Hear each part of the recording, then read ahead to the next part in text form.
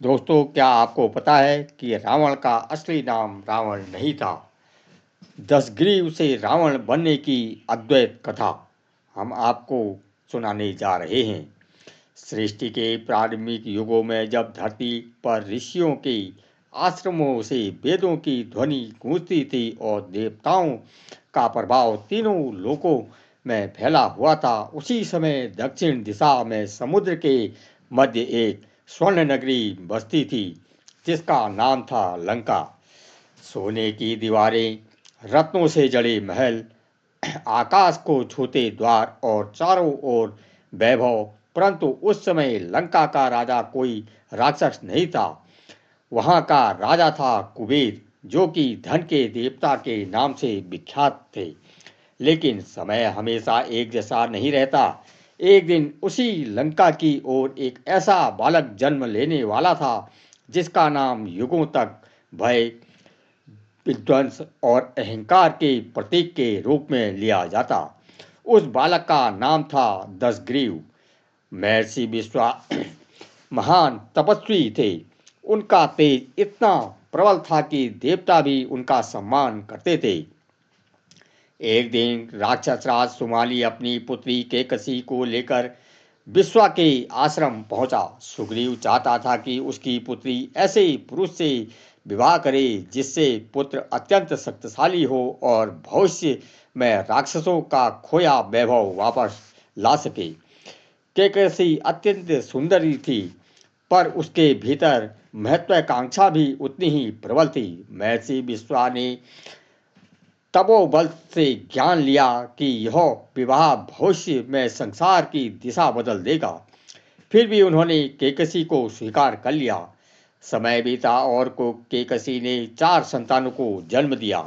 पहला पुत्र दशग्रीव, दूसरा पुत्र कुंभकर्ण, तीसरा पुत्र विभीषण और चौथी पुत्री सुवर्णखा।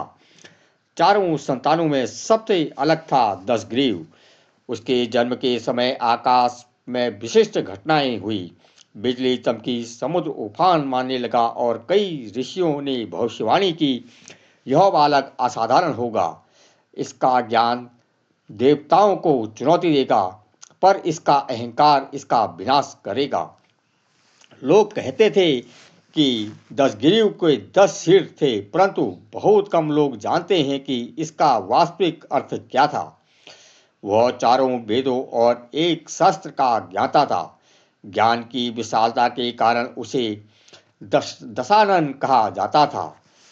बाल्यावस्था में ही उसने वेद, ज्योतिषी, आयुर्वेद, युद्ध नीति, संगीत और तंत्र विद्या में महारत प्राप्त कर ली थी।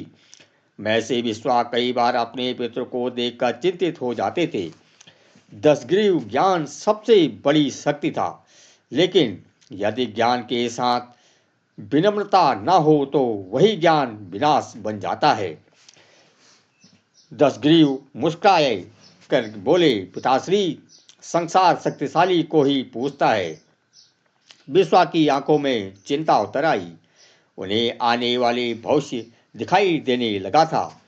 दशग्रीव का सौतेला भाई कुबेर पहले से ही लंका का राजा था।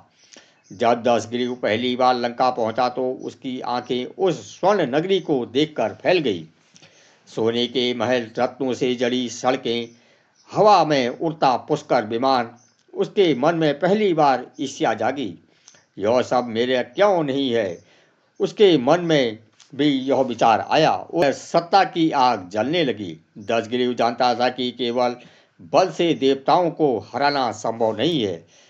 उसे चाहिए था वरदान, ऐसा वरदान जो उसे अजय बना दे।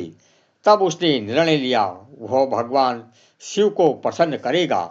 उसने कैलाश पर्वत की ओर प्रस्थान किया। हजारों वर्षों तक दशग्रीव ने कठोर तप किया। वर्षा हुई, आंधियां चली, हिमपात हुआ, पर वह अडिग बैठा रहा। देवता भयभीत हो उठे। यदि यह राक्षस वरदान पा गया तो तीनों लोग संकट में पड़ जाएंगे। लेकिन शिव मौन थे। दशग्रीव की तपस्या और कठोर होती गई। अंत में उसने अपना एक सिर काटकर शिवलिंग पर अर्पित कर दिया। फिर दूसरा, फिर तीसरा, एक एक करके उसने 9 सिर काट दिए। जब वह 10वां सिर काटने ही वाला था तभी पूरा कैलाश कांप उठा। भगवान शिव प्रकट हुए, उनकी आंखों में प्रसन्नता थी। रुको दसग्रीव, कटे हुए सभी सिर पुनः जुड़ गए। शिव बोले, तुम्हारी भक्ति ने मुझे प्रसन्न कर दिया है, मांगो वरदान। दसग्रीव की आंखों में विजय चमक आई। प्रभु, मुझे असीम शक्ति दीजिए, देवता दानव और गंधर्व कोई भी मुझे पराजित न कर सके। शिव मुस्कुराए, तथास्तु। उस क्षण से दसग्रीव और भी शक्तिशाली हो गया, लेकिन कहानी यही समाप्त नहीं हुई। यहीं से उसका अहंकार प्रारंभ हुआ। वरदान प्राप्त करने के बाद दसग्रीव स्वयं को अजय समझने लगा। एक दिन वह अपने पुष्कर विमान से कैलाश पर्वत के ऊपर से गुजर रहा था। नंदी ने उसे रोका, यह भगवान शिव का निवास है, यहाँ से कोई विमान नहीं जा सकता। दसगिरु क्रोधित हो उठा, मुझे कौन रोक सकता है। उसने पूरी शक्ति से कैलाश पर्वत उठाने का प्रयास किया। धरती कांपने लगी, देवता भयभीत हो उठे, पार्वती जी भी विचलित हो उठी। तब भगवान शिव ने केवल अपने पैर का अंगूठा पर्वत पर रख दिया। अचानक पूरा पर्वत नीचे आ गिरा। दसगिरीव का हाथ उसके नीचे दब गया। वह असहनीय पीड़ा से चीख पड़ा। उसकी गर्जना इतनी भयानक थी कि तीनों लोग कांप गए। वर्षों तक वह इसी पीड़ा में पड़ा रहा। तब उसने शिव की स्तुति प्रारंभ की। उसने ऐसी अद्भुत स्तुति की कि देवता भी मंत्रमुग्ध हो गए। वही स्तुति आगे चलकर शिव तांडव स्तोत्र कहलाई। भगवान शिव प्रसन्न हुए। उन्होंने दसग्रीव को मुक्त कर दिया। फिर मुस्कुराकर बोले, आज से तुम केवल दसग्रीव नहीं होगे, तुम्हारी गर्जना से तीनों लोग कांप उठे हैं। आज से तुम्हारा नाम होगा रावण। उस क्षण से दसग्रीव रावण बन गया। रावण लंका लौट आया। उसने कुबेर को पराजित कर लंका पर अधिकार कर लिया। पुष्कर विमान भी धीमे लिया। धीरे धीरे उसका साम्राज्य बढ़ने लगा। देवता उसे भय खाने लगे। लेकिन रावण केवल योद्धा नहीं था, वह महान संगीतज्ञ था। वीणा वादन का निपुण था। वीणा वादक में निपुण था। ज्योतिषी और आयुर्वेद में निपुण था। कहा जाता है कि उसने कई ग्रंथों की रचना की। लंका उसके शासन से अत्यंत समुद्र हो गई थी। प्रजा सुखी थी, परंतु उसके भीतर अहंकार लगातार बढ़ता जा रहा था। विभीषण अपने भाइयों से अलग था। वह धर्मप्रिय और शांत स्वभाव का था। एक दिन उसने रावण से कहा, भैया, शक्ति का उपयोग रक्षा के लिए होना चाहिए, अत्याचार के लिए नहीं। रावण हंस पड़ा, धर्म कमजोर के लिए होता है विभीषण, शक्तिशाली अपना धर्म स्वयं मनाता है। विभीषण मौन हो गया। उसे समझ आ गया कि रावण अब बदल चुका है। एक बार रावण ने अपना रंभा को अपना लिया। इस घटना से क्रोधित होकर नल कुबेर ने उसे श्राप दिया, यदि तुम किसी स्त्री को उसकी इच्छा के विरुद्ध छोड़ोगे तो तुम्हारा विनाश हो जाएगा। यही कारण था कि बाद में सीता हरण के बावजूद वह उन्हें बलपूर्वक स्पर्श नहीं कर सका। जब शूर्पणखा का अपहरण हुआ था तब रावण ने भीतर प्रतिशोध की आग भड़क उठी। मारीच की सहायता से उसने सीता हरण की योजना बनाई, लेकिन यही उसके सबसे बड़ा अधर्म बन गया।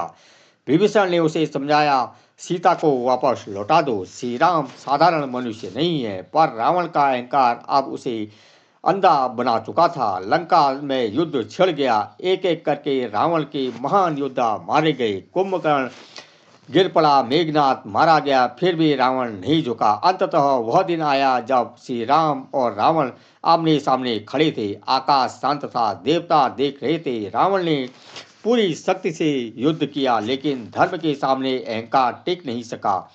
श्री राम के बाणों ने उसकी नाभि में छिपे अमृत को समाप्त कर दिया। रावण धरती पर गिर पड़ा। श्री राम ने लक्ष्मण से कहा, रावण एक महान विद्वान है, उसके पास जाओ और उनसे ज्ञान प्राप्त करो। लक्ष्मण अपने उसके सिर की ओर खड़े हो गए। रावण मौन रहा। फिर श्री राम ने कहा, ज्ञान लेने के लिए सदैव गुरु के चरणों में खड़ा होना चाहिए। लक्ष्मण इस बार उनके पैरों की ओर खड़े हुए। तब रावण बोला, शुभ कार्य में देर मत करो और अशुभ कार्य को जितना हो सके टाल दो। यह उसके जीवन का सबसे महान पश्चाताप था। रावण केवल एक खलनायक नहीं था, वह एक महान विद्वान था, असाधारण सियासत था, परंतु उसका अहंकार उसके ज्ञान से बड़ा हो गया था। यही कारण है कि दशग्रीव से रावण बनने की उसकी यात्रा संसार के लिए एक चेतावनी बन गई। ज्ञान महान है, भक्ति महान है, शक्ति महान है, लेकिन यदि इसे साथ विनम्रता न हो तो वही मनुष्य के पतन का कारण बनती है। और यहीं से वह व्यक्ति की कहानी जिसकी असली नाम रावण नहीं बल्कि दशग्रीव था। तो दोस्तों, आपको यह वीडियो कैसी लगी हमें कमेंट बॉक्स में ज़रूर बताइए। अगर आपको यह वीडियो पसंद आई है तो इसे लाइक करें, शेयर करें और चैनल को सब्सक्राइब करना ना भूलें। धन्यवाद।